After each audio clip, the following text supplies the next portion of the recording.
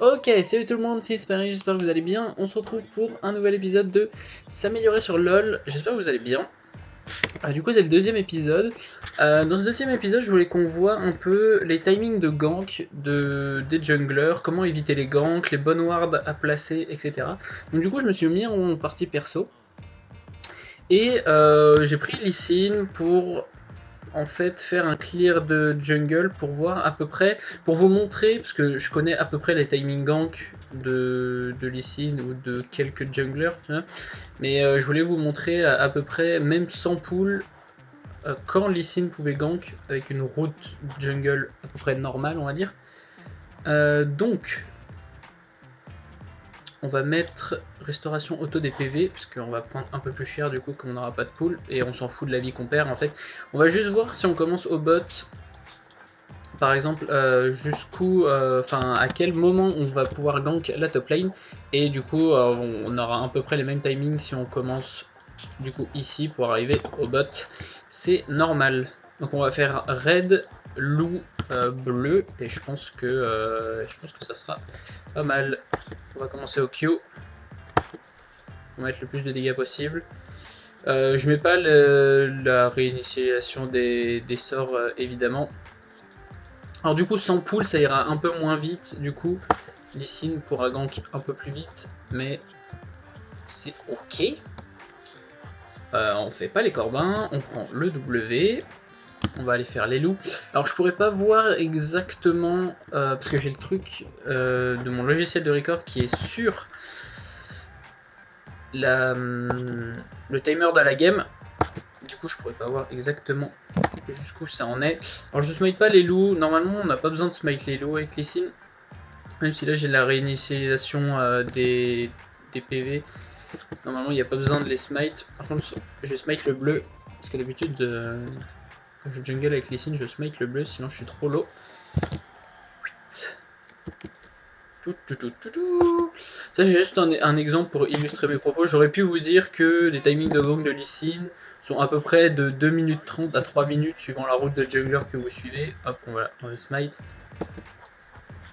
Hop, là vous prenez votre E. Et donc là du coup vous êtes à peu près à 2 minutes 30, 2 minutes 45 suivant si vous avez mis du temps à clean ou si vous avez fait un camp en plus. Donc le timing de gank de Lee Sin par exemple top, voilà, quand vous jouez top lane, vous savez que le Lee Sin va commencer bot, souvent, très souvent, et au pire vous prenez l'info sur la bot lane qui la pull, pour le top laner qui est là bien sûr, hein. Et vous savez qu'à 2 minutes, entre 2 minutes 30 et 3 minutes, c'est le timing où vous pouvez vous faire gank. Donc à ce moment-là, vous allez poser une ward soit là-dedans, soit vous allez mettre une ward là-dedans pour vous cover, par exemple, pour si il a la plante, qu'il après il atterrisse dans le bush, vous le voyez. Soit vous posez une ward plus deep, donc celle-ci. Alors attendez, est-ce que je peux... Il me semble que je peux avoir un truc de ward infini là-dedans, si je ne dis pas de bêtises. Ça doit être ça, gagné. Soit vous mettez une ward plus deep par là, ça veut dire que malheureusement si il prend la plante, il va pas, vous n'allez pas le voir. Mais vous pourrez le voir si vous êtes plus avancé, du coup, s'il passe par la river, s'il a fait le carapateur, vous le verrez de plus loin. Soit carrément, si vous avez vraiment peur et que vous savez que par exemple votre jungler a potentiellement pu faire Sinvade, ou alors vous l'avez vu passer par là, par exemple par une ward du mid laner ou qu'il était en mid lane, et si vous êtes vraiment très avancé sur la lane et que vous devez push, vous pouvez mettre une ward dans le tribush aussi. Donc ça c'est à peu près les timing gangs, et c'est la même chose en bot lane. On va aller en bot lane. Téléportation ici. Hop, allez, bonjour. En bot lane, c'est la même chose. Le Lee Sin va pouvoir commencer ici. Il va faire, encore une fois, red, loup, bleu, potentiellement carapateur. S'il est low en point de vie et qu'il ne peut pas gank directement, mais ça c'est la même chose. Ça garde le timing de gank entre 2 minutes et 3 minutes, comme le carapateur est vraiment pas très long à faire en early game. Donc du coup, vous êtes support ou ADC, c'est comme vous voulez, c'est vos rôles. Vous pouvez poser une ward du coup plus deep ici, parce que souvent vous le verrez passer du coup, à part si votre jungler encore une fois a pu faire Sinvade, pas très français, et c'est pas grave, vous m'avez compris.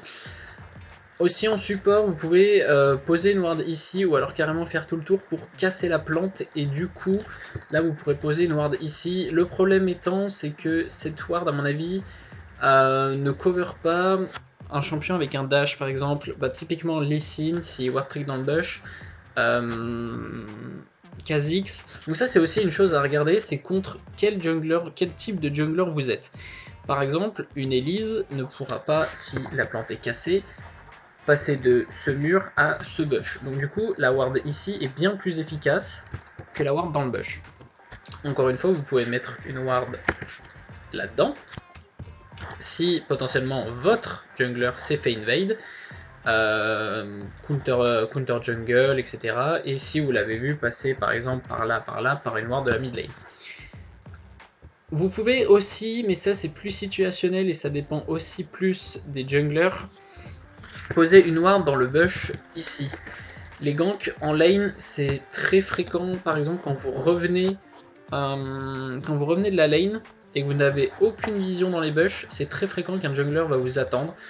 Typiquement la top lane, comme il y a 3 bush et comme il est assez facile de push la lane pour que le jungler s'infiltre un par un dans les bush, il faut faire très attention à ça. Il y a des junglers qui profitent extrêmement bien des bush, qui n'ont pas forcément des ganks faciles à faire, soit ils n'ont pas de CC, soit ils n'ont pas assez de mobilité pour les faire.